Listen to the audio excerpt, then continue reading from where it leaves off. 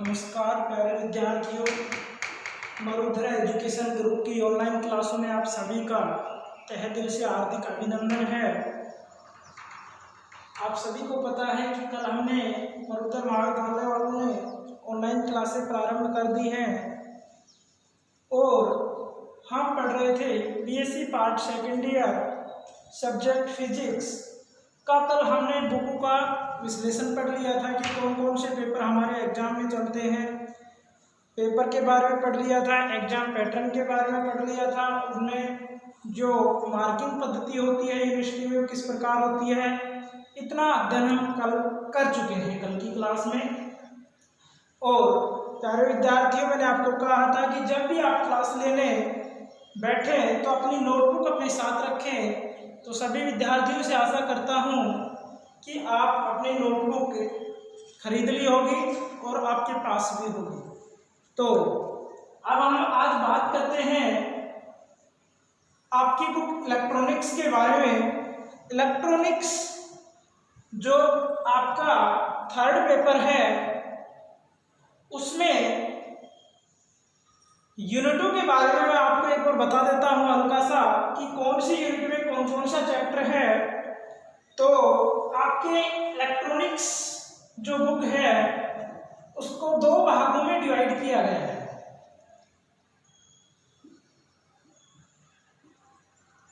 Electronics जो आपकी book है उसको दो भागों में डिवाइडेशन किया गया है। एक तो एनालॉग इलेक्ट्रॉनिक्स, दूसरा डिजिटल इलेक्ट्रॉनिक्स। टोटल चैप्टर इसमें 8 चैप्टरों का हम अध्ययन करेंगे। तो उसको दो भागों में आपके सिलेबस के अकॉर्डिंग डिवाइड किया गया है। एक तो एनालॉग इलेक्ट्रॉनिक्स, दूसरा डिजिटल इलेक्ट्रॉनिक्स।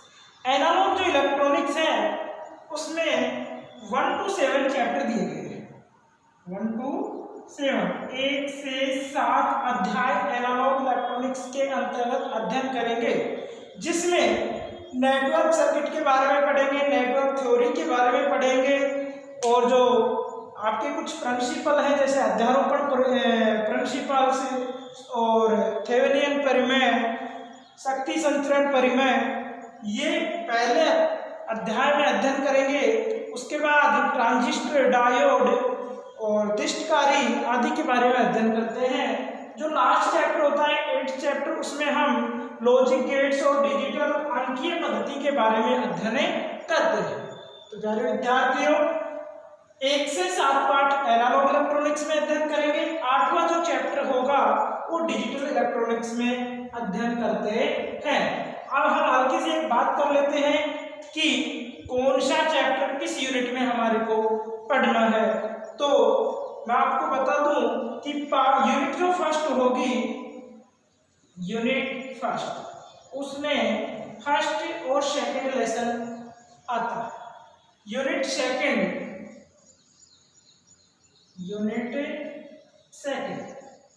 इसमें थर्ड व फोर्थ जो चैप्टर है उसका आधा लेसन हम यूनिट सेकंड में पढ़ते हैं और आधा लेसन हम यूनिट थर्ड में, यानी कि जो एग्जाम का जो पार्ट होगा वो जो यूनिट सेकंड में जो फोर्थ लेसन होगा उसका आधा पार्ट तो यूनिट सेकंड में क्वेश्चन पूछा जाता है और जो आगे वाला यानी कि आधा लेसन जो होगा वो थर्ड यूनिट में इसका एक क्वेश्चन पूछा जाता है। तो यूनिट जो थर्ड होगी उसमें 4th, 5th और 7 इन लेसनों का अध्ययन करते हैं। और जो यूनिट 4 होगी अपनी उसमें 6 और 8th लेसन का अध्ययन करते हैं। तो आप एक बार फिर बता देता हूं कि जो यूनिट फर्स्ट में क्वेश्चन आएंगे वो फर्स्ट और सेकंड चैप्टर से आएगा। यूनिट सेकंड में जो क्वेश्चन आता है आपके एग्जाम में वो लेसन थर्ड और आधा पार्ट फोर्थ लेसन का आता है। यूनिट थर्ड में हम बात करते हैं जो एग्जाम की दृष्टि से जो क्वेश्चन आता है वो जो आधा पार्ट फोर्थ वाला बचा है उसमें से आता है और नेक्स्ट क्वेश्चन जो आएगा वो 4th, 5th और 7 इन तीनों चैप्टर से आता है। 4th, 8th में जो क्वेश्चन होता है वो 6 और 8th चैप्टर से पूछा जाता है। तो ये तो आपकी बात होगी इलेक्ट्रॉनिक्स की जो यूनिट, कौन सा अध्याय किस यूनिट में हमारे को अध्ययन करना है उसके बारे में। उसके बाद हम बात करते हैं आज लेसन फर्स्ट की, जो आपका है सर्किट एनालिसिस, यानी कि जो लेसन फर्स्ट है उसमें हम परिपथीय विश्लेषण के बारे में अध्ययन करते हैं। किसके बारे में अध्ययन करते हैं? सर्किट एनालिसिस के बारे में अध्ययन करते हैं। सर्किट एनालिसिस क्या होता है? सर्किट एनालिसिस में नेटवर्क क्या होता है, नेटवर्क के कितने भाग होते हैं, नेटवर्क किस रूप में काम करता है, नेटवर्क सर्किट क्या होता है और इसमें किसका उपयोग किया जाता है, इसके बारे में हम अब इस लेसन में अध्ययन करेंगे या अध्ययन करेंगे। प्यारे विद्यार्थी, सबसे पहले हम पढ़ते हैं नेटवर्क के बारे में। ये जो नेटवर्क होता है, जाल होता है। नेटवर्क का मतलब क्या होता है? यानी जाल। ये जाल क्या होता है? तो आपने जो इलेक्ट्रिक एलिमेंट पढ़े हैं, इलेक्ट्रिक एलिमेंट क्या होते हैं? जैसे रजिस्टर, जैसे ट्रांजिस्टर, रजिस्टेंस, कुंडली, डायोड आदि। यानी कि नेटवर्क क्या होता है? एक ऐसा परिपथ होता है, यानी कि जिसमें जो विद्युत एलिमेंट होते हैं, यानी कि विद्युत अवयव जैसे कुंडली, प्रतिरोध, संधारित्र, डायोड, ट्रांजिस्टर आदि से निर्मित एक बंद परिपथ, आदि से निर्मित एक बंद परिपथ क्या कहलाता है? नेटवर्क कहलाता है। यानी कि हम कह सकते हैं कि विद्युत चालक अवयव जैसे कुंडली, प्रतिरोध, संधारित्र, डायोड, ट्रांजिस्टर आदि से निर्मित बंद विद्युत परिपथ नेटवर्क कहलाता है। नेटवर्क किसे कहते हैं? विद्युत चालक अवयव जैसे ट्रांजिस्टर, कुंडली, प्रतिरोध, डायोड आदि से बना हुआ एक बंद परिपथ जाल कहलाता है। तो कुछ याद किया कि नेटवर्क किसे कहेंगे? नेटवर्क इलेक्ट्रिक एलिमेंटों से बना हुआ एक बंद परिपथ होता है। क्या होता है? इलेक्ट्रिक एलिमेंटों से निर्मित एक बंद परिपथ नेटवर्क कहलाता है। इलेक्ट्रिक एलिमेंट कौन कौन से? जैसे कुंडली, ट्रांजिस्टर, डायोड, संधारित्र आदि। अब इसके हम सर्किट डायग्राम की बात करें तो ये इसका सर्किट डायग्राम होता है। जैसे कुंडली से भी जुड़ा हुआ है, कुंडली को किससे व्यक्त किया जाता है? कैपिटल एल से। संधारित्र भी लगा हुआ है, इसको किससे व्यक्त किया जाता है? कैपिटल सी से। उसके बाद रेजिस्टेंस भी लगा हुआ है इसमें, रेजिस्टेंस को किससे व्यक्त किया गया है? कैपिटल आर से। और बैटरी इसमें कनेक्टेड है, यानी कि वोल्टा भी इसमें कनेक्टेड है। तो जो ये जो परिपथ सर्किट होगा, यानी कि ये जो डायग्राम होगा वो नेटवर्क सर्किट कहलाता है। अब हम बात करें कि विद्युत स्रोत के आधार पर, किसके आधार पर? इलेक्ट्रिक सोर्स के आधार पर नेटवर्क को कितने भागों में बांटा गया है। हम किसकी बात कर रहे हैं कि इलेक्ट्रिक सोर्स के आधार पर नेटवर्क को कितने भागों में बांटा गया है। तो विद्युत स्रोत के आधार पर जाल को दो भागों में विभाजित किया गया है। कितने भागों में विभाजित किया गया है? दो भागों में। एक तो होता है एक्टिव नेटवर्क। क्या होता है? Active network. दूसरा होता है passive network. Passive network.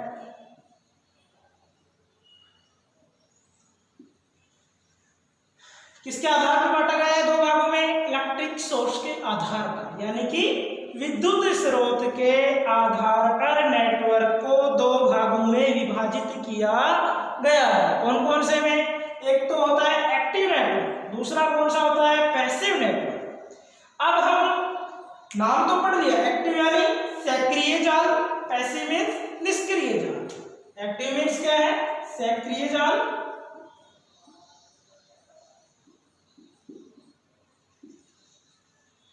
Passive means निष्क्रिय जाल। पहले विद्यार्थियों, पहले आपको समझना है, उसके बाद में आपको नोट्स बनाने हैं। ये नहीं है कि आप साथ साथ लिखना है, साथ साथ आपको नहीं लिखना है। पहले आपको अच्छी तरीके से पूरे टॉपिक को समझना है, उसके बाद में आपको लिखना है। मैं आपको लिखवाऊंगा और पीडीएफ भी आपको उपलब्ध करवा दी जाएगी। तो हम बात कर रहे थे एक्टिव एंड पैसिव नेटवर्क की। तो जो एक्टिव नेटवर्क होता है, what is active network? Active network क्या होता है, किसे कहते हैं एक्टिव नेटवर्क? तो हम कह सकते हैं कि वह विद्युत जाल, कौन सा विद्युत जाल? जिसमें विद्युत स्रोत जुड़ा हुआ हो, यानी कि वह विद्युत जाल जिसमें विद्युत स्रोत लगा हुआ हो, वह सक्रिय जाल कहलाता है। यानी कि हम देखें तो इनमें से कौन सा ऐसा डायग्राम है जो एक्टिव नेटवर्क के रूप में काम करता है? तो इसमें लगी हुई है बैटरी, यानी कि जिस भी सर्किट में बैटरी लगी हुई होगी वो कौन सा नेटवर्क कहलाएगा? Active network. तो क्या लिखोगे आप परिभाषा सक्रिय जाल की? कि वह विद्युत जाल, कौन सा विद्युत जाल? जिसमें विद्युत स्रोत उपस्थित हो, क्या कहलाता है? सक्रिय जाल कहलाता है। यानी कि वह विद्युत जाल जिसमें विद्युत स्रोत उपस्थित हो, एक्टिव नेटवर्क कहलाता है। उसके बाद में इसका जो डायग्राम होगा कौन सा होगा? ये इसका डायग्राम होता है, यानी कि नेटवर्क सर्किट भी यही है और सक्रिय जाल का चित्र भी यही है, यानी कि दोनों का डायग्राम सेम है। क्योंकि हम नेटवर्क की परिभाषा पढ़े थे कि ऐसा विद्युत चालक, यानी कि विद्युत चालक अवयव से बना कोई भी परिपथ क्या कहलाता है? नेटवर्क कहलाता है। फिर नेटवर्क में उसका एक भाग पड़ा एक्टिव नेटवर्क। तो उसमें क्या था कि ऐसा विद्युत जाल जिसमें बैटरी जुड़ी हुई हो या विद्युत स्रोत लगा हुआ हो, वो एक्टिव नेटवर्क कहलाता है। तो यहां तक क्लियर। उसके बाद दूसरा क्या बचा? Passive network. तो जो पैसिव नेटवर्क होता है उसमें क्या डिफरेंट? एक्टिव और पैसिव में सेम सी बात है। क्या डिफरेंट होगा? कि जिसमें बैटरी लगी हो एक्टिव के रूप में कार्य करता है और जिसमें बैटरी नहीं लगी हुई हो, यानी कि हम इसको हटा दें तो ये डायग्राम कैसा बन जाएगा? ये हो जाएगा, कुंडली भी लगी होगी, कैपेसिटर भी लगा होगा, रेजिस्टेंस भी लगा होगा और ये इस रूप में बन जाएगा। तो ये कौन सा नेटवर्क कहलाएगा? फिर कुंडली को किससे व्यक्त करते हैं? एल से। कैपेसिटर को किससे व्यक्त करते हैं? सी से। रेजिस्टेंस को किससे व्यक्त करते हैं? आर से। जो ये सर्किट डायग्राम होगा ये कौन सा होगा? Passive network. ये कौन सा होगा? Passive network circuit. यानी कि इसकी परिभाषा को हम किस रूप से परिभाषित करेंगे? यानी कि वह विद्युत जाल जिसमें विद्युत स्रोत उपस्थित नहीं हो, वह विद्युत जाल जिसमें विद्युत स्रोत उपस्थित नहीं हो, उसे क्या कहते हैं? पैसिव नेटवर्क कहा जाता है, निष्क्रिय जाल कहा जाता है। उसके बाद यानी कि अभी तक हमने पढ़ा है नेटवर्क क्या होता है, नेटवर्क को कितने भागों में विद्युत स्रोत के आधार पर विभाजित किया गया है। इसके बाद में हम कहीं कहीं पढ़ते हैं 4 terminal network, 3 terminal network, 2 terminal network. अब ये 4 टर्मिनल नेटवर्क, 2 टर्मिनल नेटवर्क और 3 टर्मिनल नेटवर्क क्या होते हैं, थोड़ा सा इनके बारे में भी हम पढ़ लेते हैं। यानी कि 4 टर्मिनल नेटवर्क, चतुर टर्मिनल जाल क्या होता है? है। तो जो चतुर टर्मिनल जाल की हम बात करते हैं तो एक ऐसा टर्मिनल होगा, ये एक ऐसा टर्मिनल होगा जिसमें दो इनपुट और दो ही आउटपुट मिलते हैं, यानी कि एक ऐसा टर्मिनल जिसमें दो निवेशी हो और दो निर्गत हो, उसे क्या कहेंगे?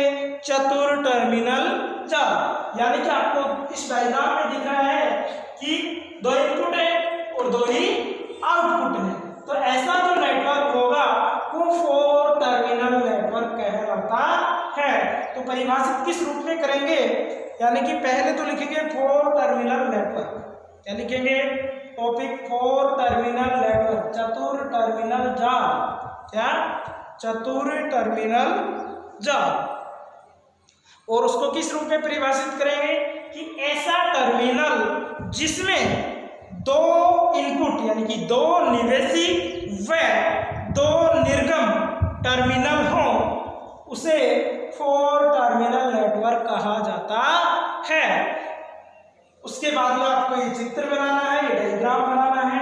उसके बाद में आपको लिखना है 3 टर्मिनल नेटवर्क। उसके बाद में क्या लिखना है? 3 टर्मिनल नेटवर्क। अब हम बात करते हैं कि 3 टर्मिनल नेटवर्क क्या होता है, 3 टर्मिनल जाल किसे कहते हैं, ये किस रूप में कार्य करता है। तो इसमें क्या करते हैं कि जो इनपुट और आउटपुट होता है, क्या होता है? जो इनपुट और आउटपुट होता है उनके युग्मों का एक टर्मिनल उभयनिष्ठ समान हो, यानी कि जो हमने इनपुट और आउटपुट लिए हैं इनके टर्मिनलों का एक युग्म उभयनिष्ठ समान हो तो वो 3 टर्मिनल नेटवर्क कहलाता है। 3 टर्मिनल नेटवर्क किसे कहेंगे कि एक ऐसा जाल या ऐसा टर्मिनल जिसमें निवेशी और निर्गम टर्मिनलों के युग्मों का एक टर्मिनल उभयनिष्ठ के समान हो या उभयनिष्ठ समान हो, 3 टर्मिनल नेटवर्क कहलाता है। तो प्यारे विद्यार्थियों, आज हम बात कर रहे थे नेटवर्क को कितने भागों में विभाजित किया गया है विद्युत स्रोत के आधार पर। उसके बाद में नेटवर्क के जो और भी प्रकार है जैसे 4 टर्मिनल, 3 टर्मिनल, 2 टर्मिनल। 4 टर्मिनल के बारे में अध्ययन किया, 3 टर्मिनल के बारे में अध्ययन किया। अब 2 टर्मिनल नेटवर्क क्या होता है? इसमें क्या होगा कि जो भी जाल होगा यानी कि ऐसा जाल जिसमें केवल 2 सुस्पष्ट टर्मिनल ही होंगे, यानी कि जिसमें केवल 2 ही सुस्पष्ट टर्मिनल होंगे, यानी कि हम कह सकते हैं कि जो 4 नेटवर्क टर्मिनल है, 4 टर्मिनल है, उसका एक युग्म लघुपथित कर देंगे, यानी कि इसका जो ये एक युग्म है उसको लघुपथित कर देंगे, शॉर्ट सर्किट कर देंगे। तो ऐसा सर्किट कौन सा सर्किट बन जाएगा?